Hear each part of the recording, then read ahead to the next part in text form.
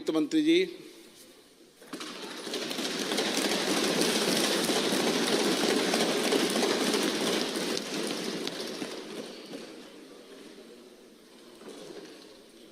Honorable Speaker, I present the interim budget for 24-25.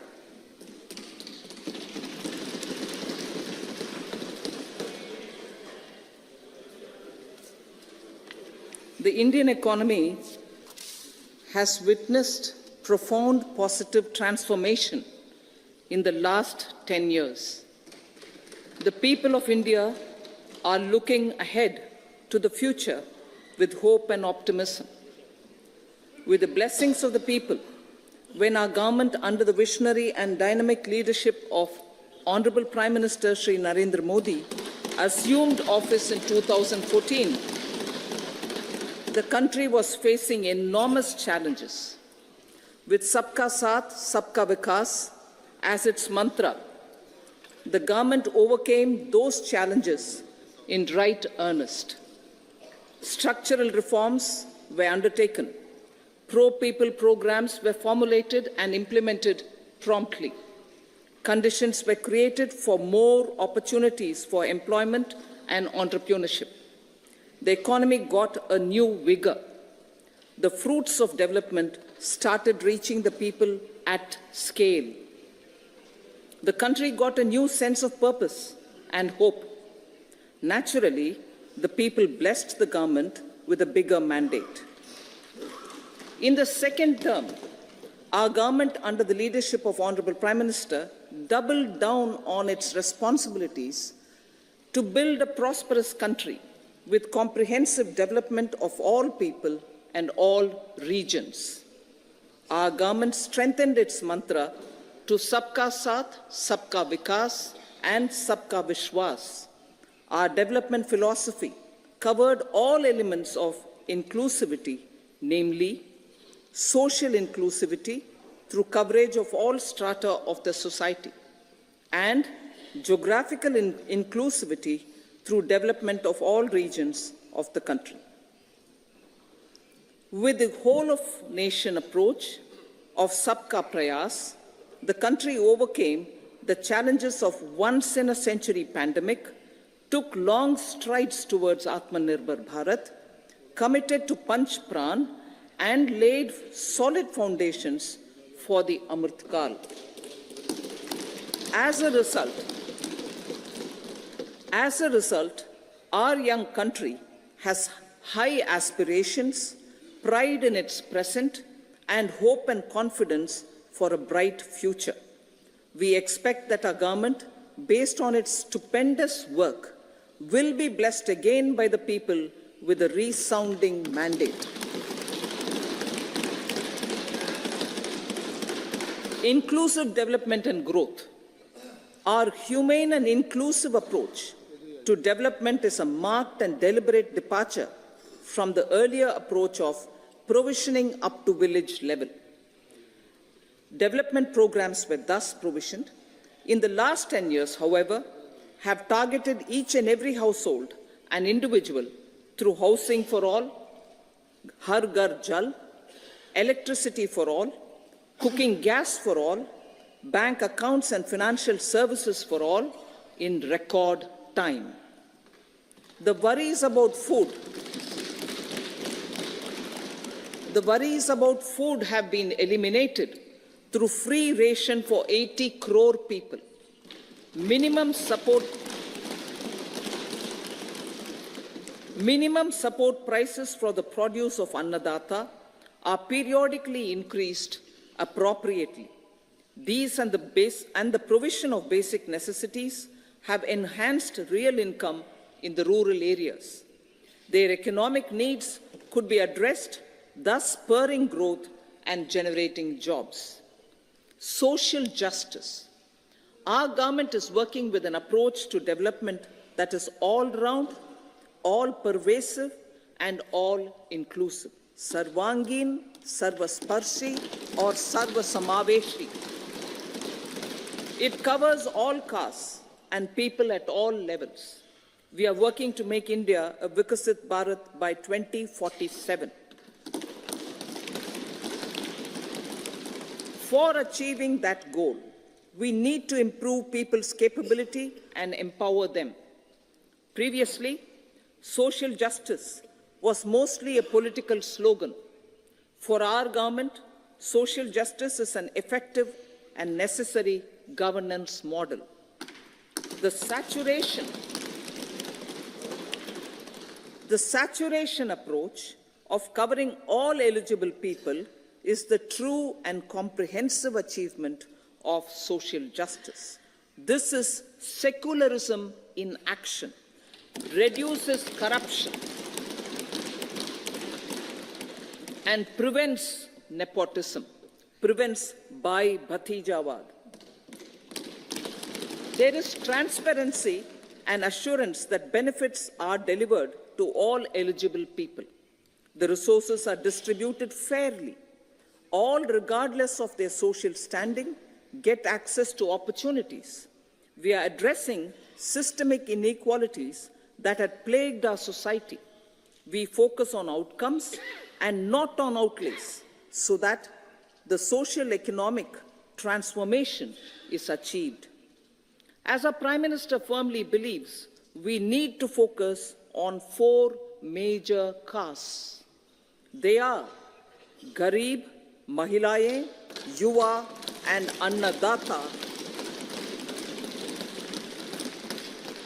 Their needs, their aspirations, and their welfare are our highest priority. The country progresses when they progress.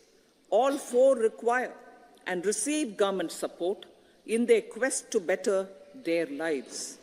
Their empowerment and well-being will drive the country forward.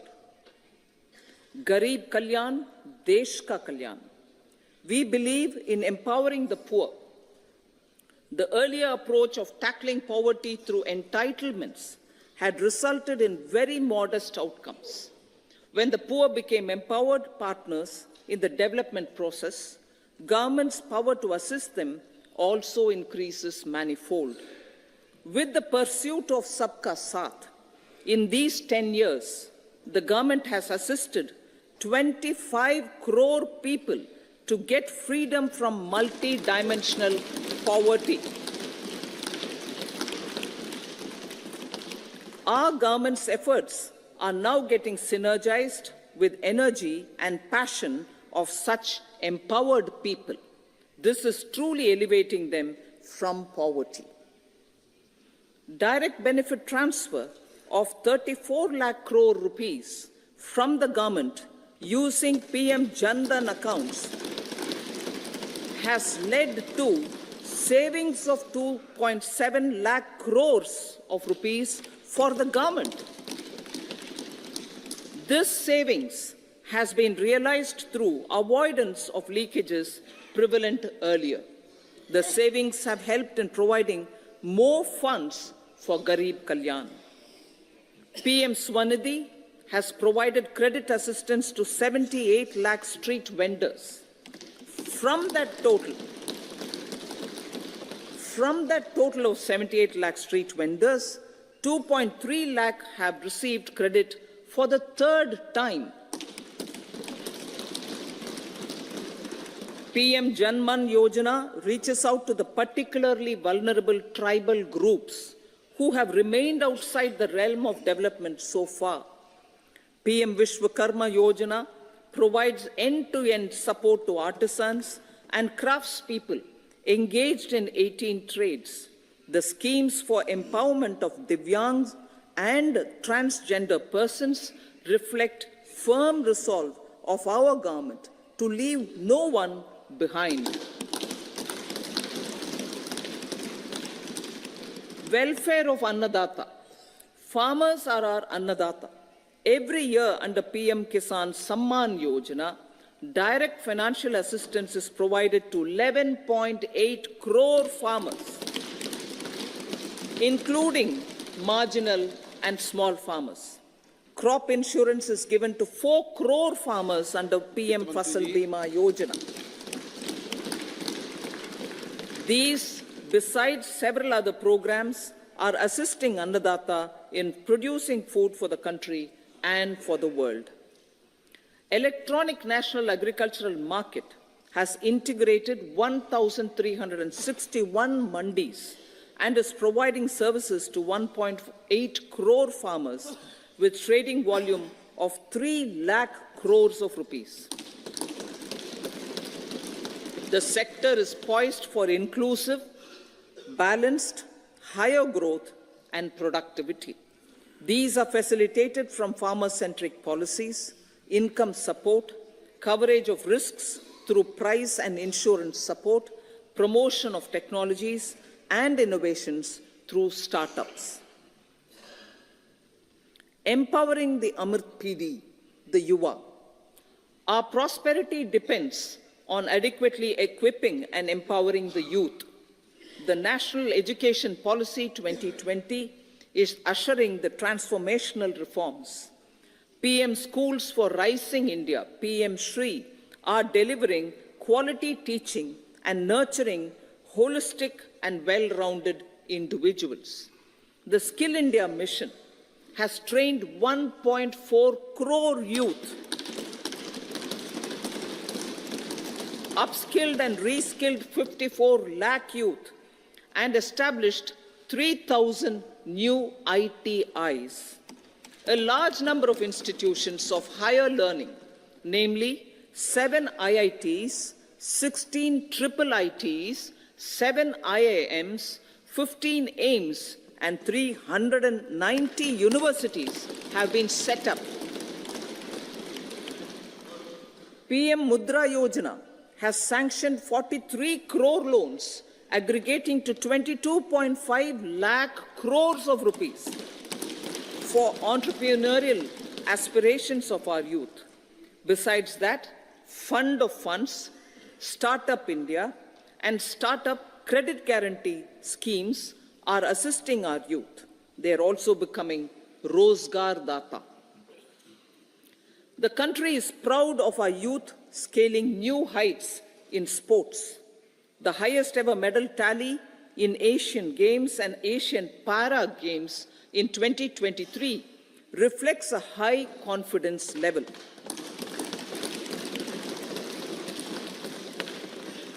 Chess prodigy and our #1 ranked player Pragnananda put up a stiff fight against the reigning world champion Magnus Carlsen in 2023. Today, India has over 80 chess grandmasters compared to little over 20 in 2010.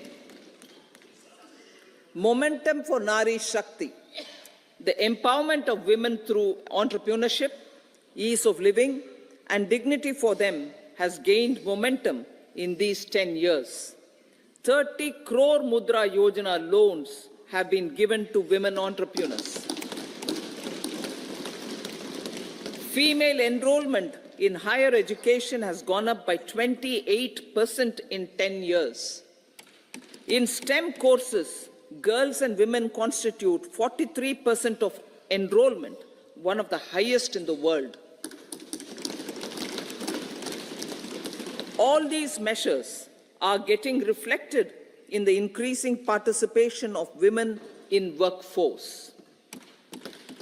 Making triple talaq illegal, reservation of 1/3 seats for women in the Lok Sabha and state assemblies, and giving over 70% houses under PM Awas Yojana in rural areas to women, and giving over 70% houses under PM Awas Yojana in rural areas to women as sole or joint owners have enhanced their dignity. Exemplary track record of governance, development, and performance. Besides delivering on high growth in terms of gross domestic product, the government is equally focused on a more comprehensive GDP, that is, governance, development, and performance. Our government has provided transparent, accountable, people-centric, and prompt, trust-based administration with citizen first and minimum government, maximum governance approach. The impact of all-round development is discernible in all sectors. There is macroeconomic stability, including in the external sector. Investments are robust. The economy is doing well. People are living better and earning better, with even greater aspirations for future. Average real income of the people has increased by 50%. Inflation is moderate. People are getting empowered, equipped, and enabled to pursue their aspirations. There is effective and timely delivery of programs and of large projects. Economic management. The multi-pronged economic management over the past 10 years has complemented people-centric, inclusive development. Following are some of the major elements. 1. All forms of infrastructure, physical, digital, or social, are being built in record time.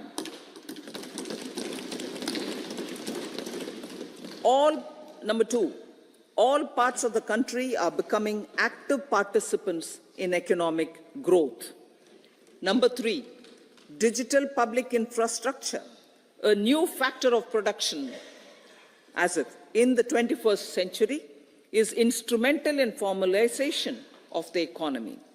Number 4, goods and services tax has enabled one nation, one market, one tax. Tax reforms have led to deepening and widening of tax base. Number 5, strengthening of the financial sector has helped in making savings, credit, and investments more efficient. Number 6, GIFT, IFSC, and the Unified Regulatory Authority, IFSCA, are creating a robust gateway for global capital and financial services for the economy. Number 7, proactive inflation management has helped keep inflation within the policy band.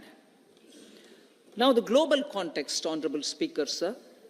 Geopolitically, global affairs are becoming more complex and challenging with wars and conflicts.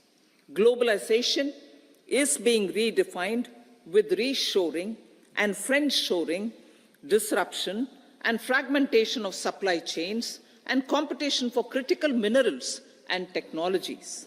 A new world order is emerging after the COVID pandemic. India assumed the G20 presidency during very difficult times for the world. The global economy was going through high inflation, high interest rates, low growth, very high public debt, low trade growth, and climate changes.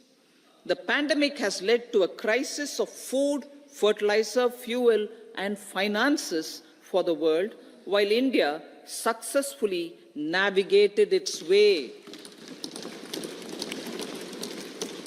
The country showed the way forward and built consensus on solutions for those global problems. The recently announced India-Middle East-Europe economic corridor is a strategic and economic game changer for India and others. In the words of Honorable Prime Minister, the corridor, and I quote, will become the basis of world trade for hundreds of years to come, and history will remember that this corridor was initiated on Indian soil, unquote.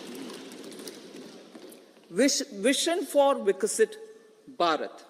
Our vision for Vikasit Bharat is that of prosperous Bharat in harmony with nature, with modern infrastructure, and providing opportunities for all citizens and all regions to reach their potential.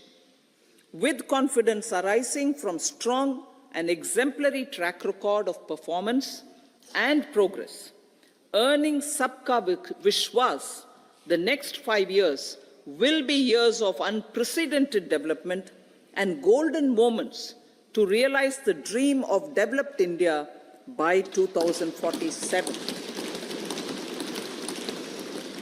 The trinity of demography, democracy, and diversity, backed by Sabka Prayas, has the potential to fulfill aspirations of every Indian.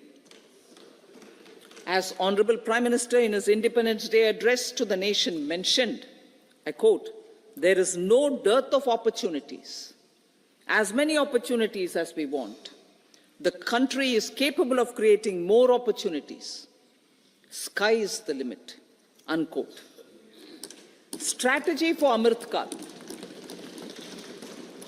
Our government will adopt economic policies that foster and sustain growth, facilitate inclusive and sustainable development, improve productivity, create opportunities for all, help them enhance their capabilities, and contribute to generation of resources to power investments and fulfill aspirations. Guided by the principle, reform, perform, and transform, the government will take up next generation reforms and build consensus with the states and stakeholders for effective implementation.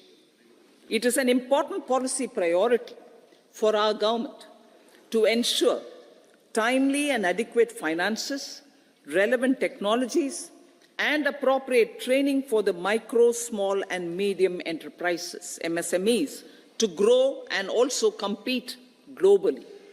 Orienting the regulatory environment to facilitate their growth will be an important element of this policy mix. Aligning with the Panchamrit goals, our government will facilitate sustaining high and more resource-efficient economic growth. This will work towards energy security in terms of availability, accessibility, and affordability. For meeting the investment needs, our government will prepare the financial sector in terms of size, capacity, skills, and regulatory framework. Aspirational Districts Program.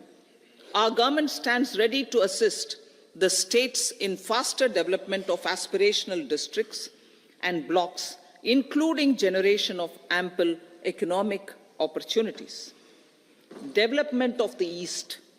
Our government will pay utmost attention to make the eastern region and its people a powerful driver of India's growth. PM Awas Yojana Gramin.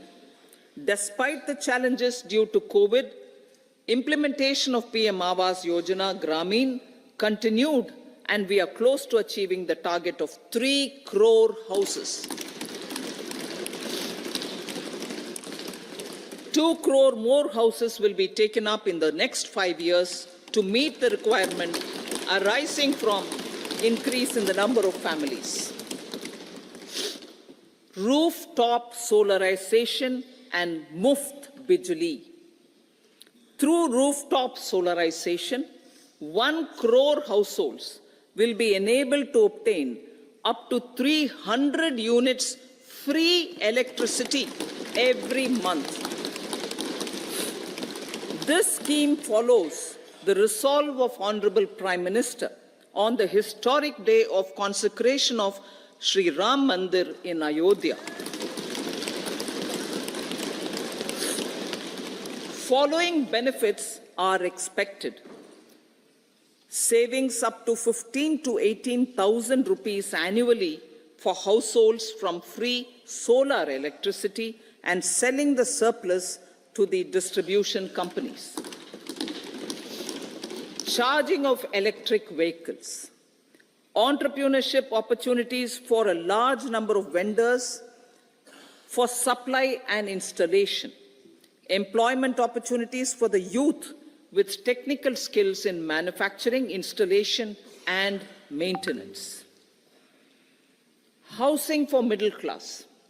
Our government will launch a scheme to help deserving sections of the middle class, and I quote from Honorable Prime Minister's words, living in rented houses or slums or chawls and unauthorized colonies, unquote, to buy or build their own houses.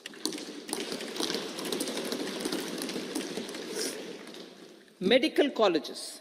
Several youth are ambitious to get qualified as doctors. They aim to serve our people through improved healthcare services. Our government plans to set up more medical colleges by utilizing the existing hospital infrastructure under various departments. A committee for this purpose will be set up to examine the issues and make relevant recommendations. Cervical cancer vaccination. Our government will encourage vaccination for girls in the age group of 9 to 14 years for prevention of cervical cancer. Maternal and child health care. Various schemes for maternal and child care will be brought under one comprehensive program for synergy in implementation. Upgradation of Anganwadi centers under Saksham Anganwadi and Poshan 2.0 will be expedited for improved nutrition delivery, early childhood care and development. The newly designed U-Win platform for managing immunization and intensified efforts of Mission Indradhanush will be rolled out expeditiously throughout the country. Ayushman Bharat. Healthcare cover under Ayushman Bharat scheme will be extended to all ASHA workers, to all Anganwadi workers and helpers. Agriculture and food processing. The efforts of value addition in agriculture sector and boosting farmers' incomes will be stepped up. Pradhan Mantri Kisan Sampada Yojana has benefited 38 lakh farmers and generated 10 lakh employment. Pradhan Mantri Formalization of Micro Food Processing Enterprises Yojana has assisted 2.4 lakh SHGs and 60,000 individuals with credit linkages. Other schemes are complementing the efforts for reducing post-harvest losses and improving productivity and incomes. For ensuring faster growth of the sector, our government will further promote private and public investment in post-harvest activities, including aggregation, modern storage, efficient supply chains, primary and secondary processing and marketing and branding. Nano DAP. After the successful adoption of nano urea, application of nano DAP on various crops will be expanded in all agroclimatic zones. Atmanirbhar Oilseeds Abhiyan. Building on the initiative announced in 2022, a strategy will be formulated to achieve Atmanirbharta for oil seeds such as mustard, groundnut, sesame, soya bean, and sunflower. This will cover research for high-yielding varieties, widespread adoption of modern farming techniques, market linkages, procurement, value addition, and crop insurance. Dairy development. A comprehensive program for supporting dairy farmers will be formulated. Efforts are already on to control foot and mouth disease. India is the world's largest milk producer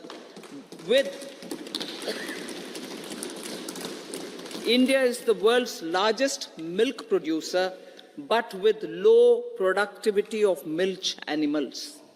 The program will be built on the success of existing schemes such as Rashtriya Gokul Mission, National Livestock Mission, and infrastructure development funds for dairy processing and animal husbandry. Matsya Sampada.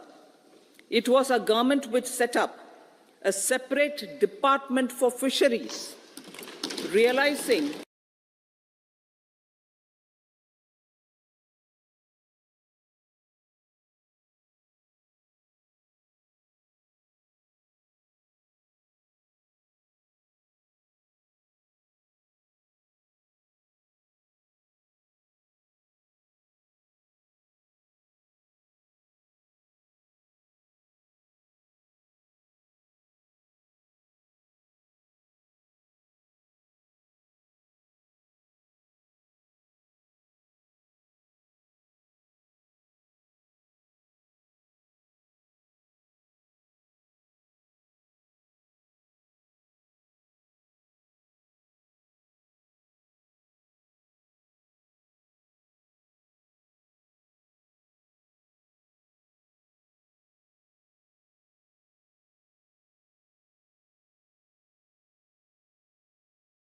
SHGs, 83 lakh SHGs with economic landscape, with empowerment and self-reliance.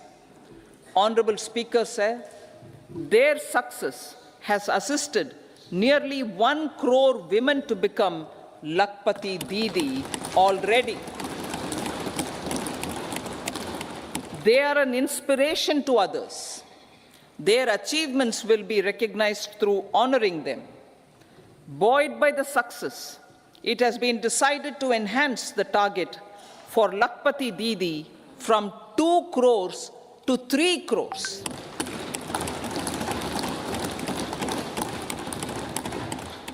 Technological changes, new age technologies, and data are changing the lives of people and businesses. They are also enabling new economic opportunities and facilitating provision of high-quality services at affordable prices for all, including those at the bottom of the pyramid. Opportunities for India at the global level are expanding. India is showing solutions through innovation and entrepreneurship of its people. Research and innovation for catalyzing growth, employment, and development. Prime Minister Shastri, Prime Minister Lal Bahadur Shastri gave the slogan of Jai Jawan, Jai Kisan. Prime Minister Vajpayee, Atal Bihari Vajpayee ji, made that Jai Jawan, Jai Kisan, Jai Vigyan. Prime Minister Modi has furthered that to Jai Jawan, Jai Kisan, Jai Vigyan, and Jai Anusandhan, as innovation is the foundation of development. For our tech-savvy youth, this will be a golden era. A corpus of 1 lakh crore rupees will be established with 50-year interest-free loan provided. The corpus will provide long-term financing or refinancing with long tenors and low and or nil.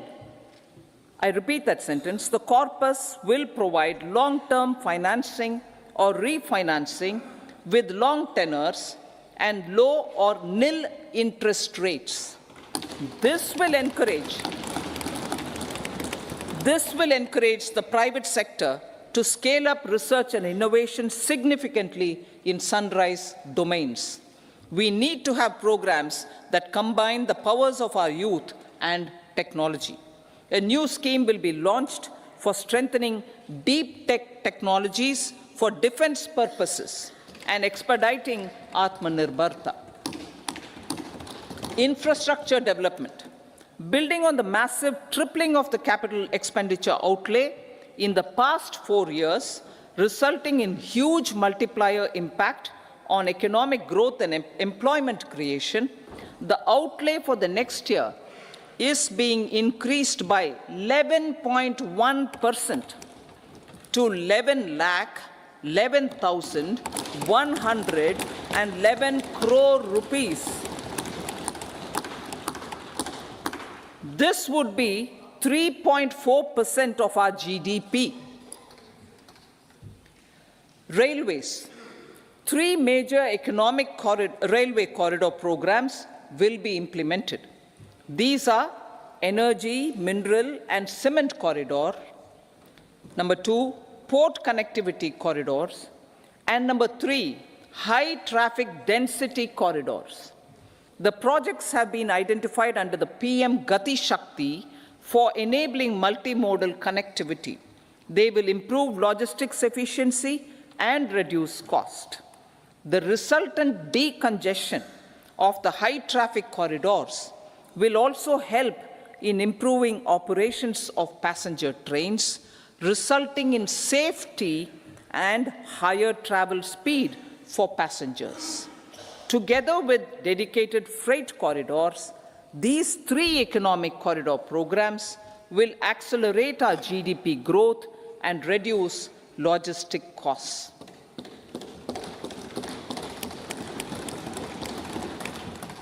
"40,000 normal rail bogies will be converted to Vande Bharat standards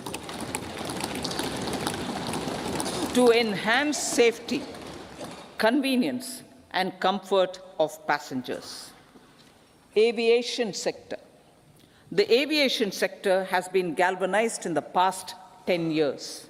Number of airports have doubled to 149.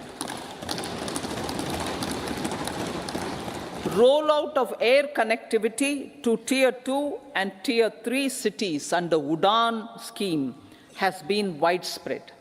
517 new routes are carrying 1.3 crore passengers. Indian carriers have proactively placed orders for over 1,000 new aircrafts. Expansion of existing airports and development of new airports will continue expeditiously. Metro and Namo Bharat. We have a fast expanding middle class and rapid urbanization is taking place. Metro rail and Namo Bharat can be the catalyst for the required urban transformation. Expansion of these systems will be supported in large cities, focusing on transit-oriented development. Green energy. Towards meeting our commitment for net zero by 2070, the following measures will be taken. Viability gap funding will be provided for harnessing offshore wind energy potential for initial capacity of 1 gigawatt. Coal gasification and liquefaction capacity of 100 metric tons will be set up by 2030. This will also help in reducing imports of natural gas, methanol, and ammonia. Phased mandatory blending of compressed biogas in compressed natural gas for transport and piped natural gas for domestic purposes will be mandated. Financial assistance will be provided for procurement of biomass aggregation machinery to support collection. Electric vehicle ecosystem. Our government will expand this and strengthen the e-vehicle ecosystem by supporting manufacturing and charging infrastructure. Greater adoption of e-buses for public transport networks will be encouraged through payment security mechanism. Biomanufacturing and biofoundry. For promoting green growth, a new scheme of biomanufacturing and biofoundry will be launched. This will provide environment-friendly alternatives such as biodegradable polymers, bioplastics, biopharmaceuticals, and bioagri inputs. This scheme will also help in transforming today's consumptive manufacturing paradigm to the one based on regenerative principles. Blue Economy 2.0. For promoting climate-resilient activities for Blue Economy 2.0, a scheme for restoration and adaptation measures and coastal aquaculture and mariculture with integrated and multi-sectoral approach will be launched. Comprehensive development of tourist centers. The success of organizing G20 meetings in 60 places presented diversity of India to global audience. Our economic strength has made the country an attractive destination for business and conference tourism. Our middle class also now aspires to travel and explore. Tourism, including spiritual tourism, has tremendous opportunities for local entrepreneurship. States will be encouraged to take up comprehensive development of iconic tourist centers, branding and marketing them at global scale. A framework for rating of the centers based on quality of facilities and services will be established. Long-term interest-free loans will be provided to states for financing such development on matching basis.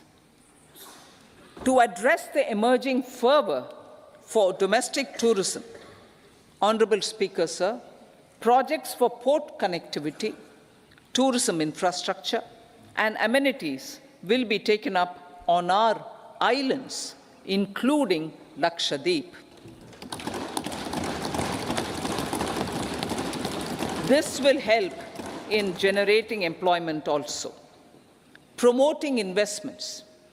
The FDI inflow during 2014 to 23 was $596 billion US, marking a golden era.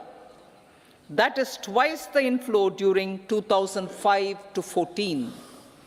For encouraging sustained foreign investment, we are negotiating bilateral investment treaties with our foreign partners in the spirit of First Develop India.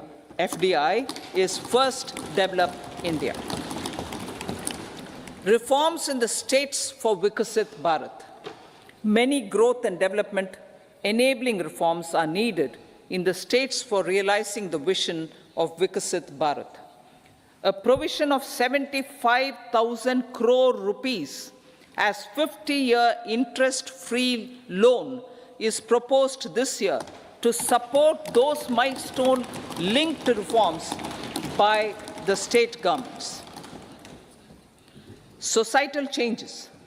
The government will form a high-powered committee for an extensive consideration of the challenges arising from fast population growth and demographic changes. The committee will be mandated to make recommendations for addressing these challenges comprehensively in relation to the goal of Vikasit Bharat. Amrit Kal as Kartavya Kal. Our government stands committed to strengthening and expanding the economy with high growth and to create conditions for people to realize their aspirations. Honorable Prime Minister, in his Independence Day address to the nation in the 75th year of our Republic, said, and I quote, "We commit ourselves to national development with new inspirations, new consciousness, new resolutions as the country opens up immense possibilities and opportunities. It is our Kartavya Kal." Unquote. Every challenge of the pre-2014 era was overcome through our economic management and our governance. These have placed the country on a resolute path of sustained high growth. This has been possible through right policies, true intentions, and appropriate decisions. In the full budget in July, Honorable Speaker, our government will present a detailed roadmap for our pursuit of Vikasit Bharat.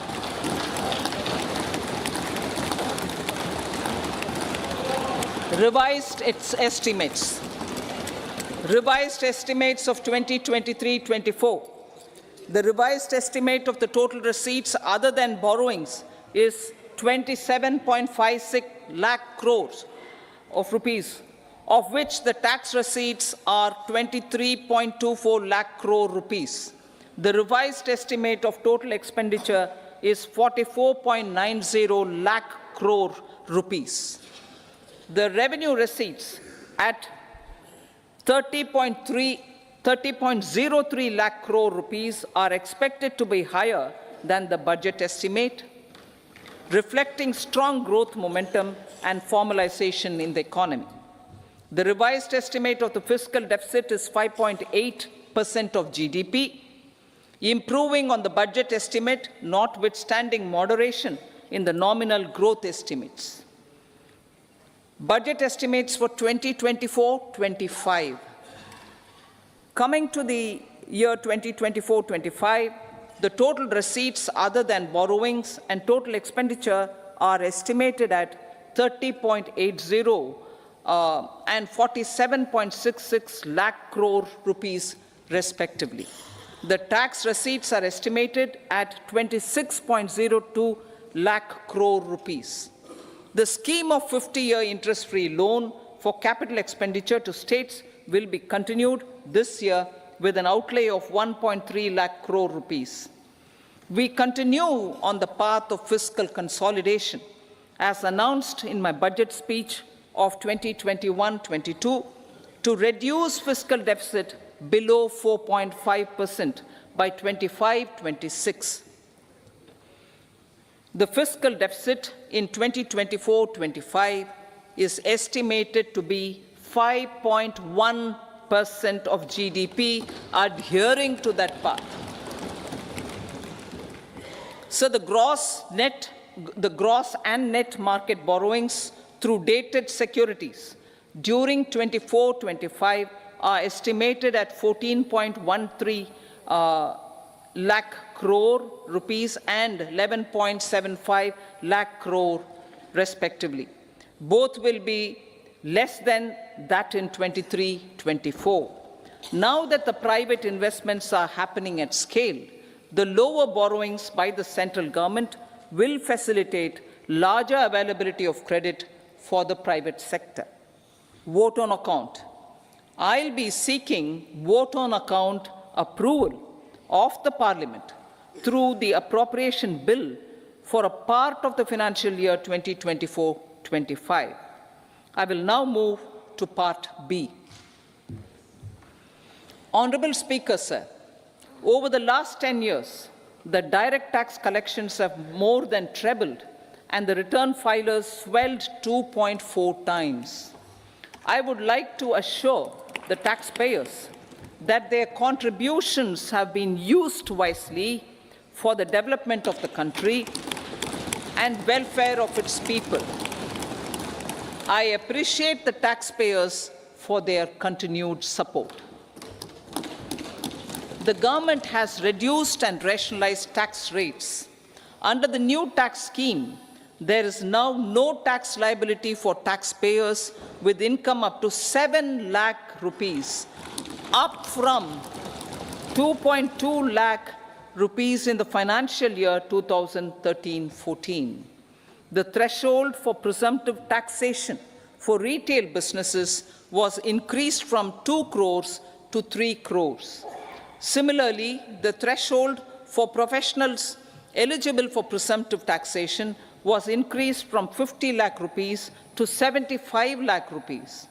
Also, corporate tax rate was decreased from 30% to 22% for existing domestic companies and to 15% for certain new manufacturing companies. Honourable Speaker, sir, in the last 5 years, our focus has been to improve taxpayer services. The age-old jurisdiction-based assessment system was transformed with the introduction of faceless assessment and appeal, thereby imparting greater efficiency, transparency, and accountability. Introduction of updated income tax returns, a new Form 26AS, and pre-filling of tax returns have made filing of tax returns simpler and easier. Average processing time of returns has been reduced from 93 days in the year 2013-14 to a mere 10 days this year, thereby making refunds faster. Indirect taxation. By unifying the highly fragmented indirect tax regime in India, the GST has reduced the compliance burden on trade and industry. The industry has acknowledged the benefits of GST.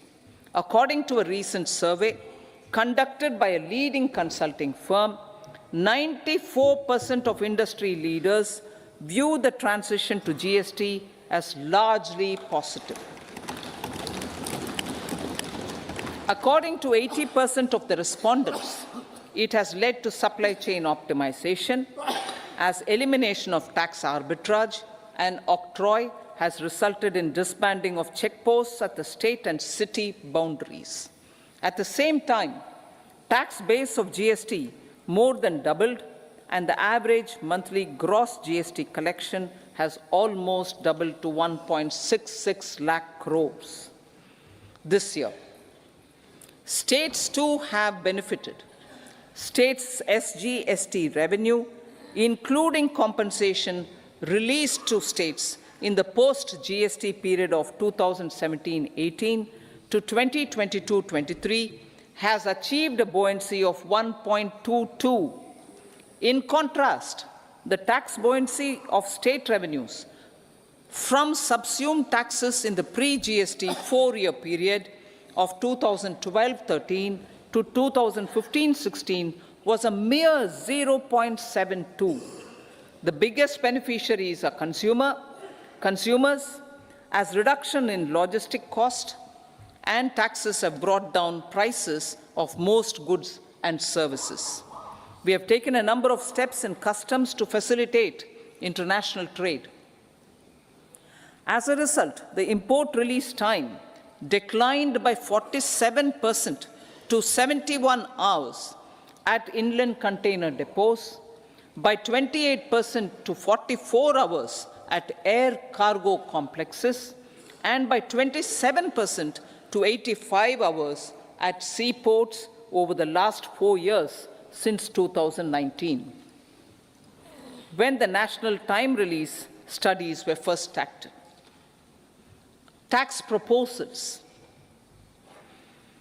As for tax proposals, in keeping with the convention, I do not propose to make any changes relating to taxation and propose to retain the same tax rates for direct and indirect taxes, including import duties.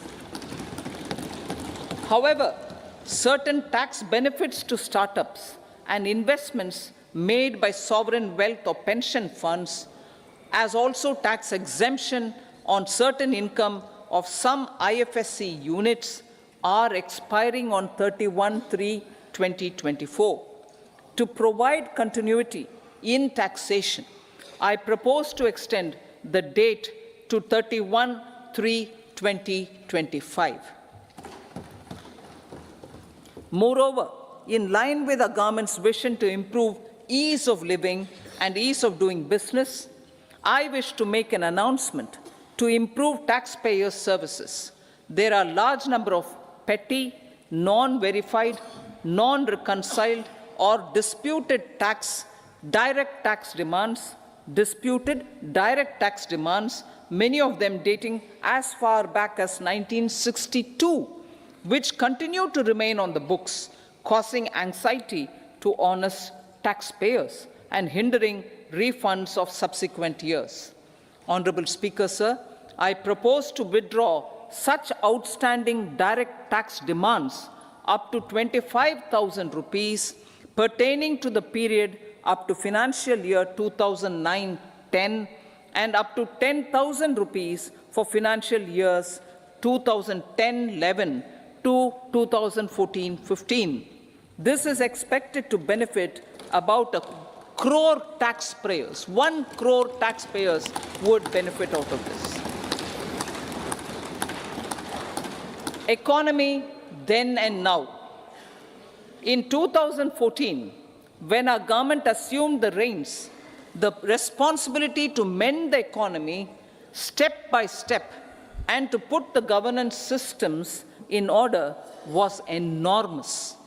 The need of the hour was to give hope to the people, to attract investments, and to build support for the much-needed reforms.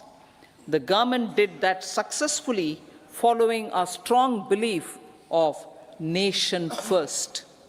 The crisis of those years has been overcome, and the economy has been put firmly on a high, sustainable growth path with all-round development. It is now appropriate to look at where we were then. I repeat, it is now appropriate to look at where we were then till 2014 and where we are now, only for the purpose of drawing lessons from the mismanagement of those years. The government will lay a white paper on table of the House.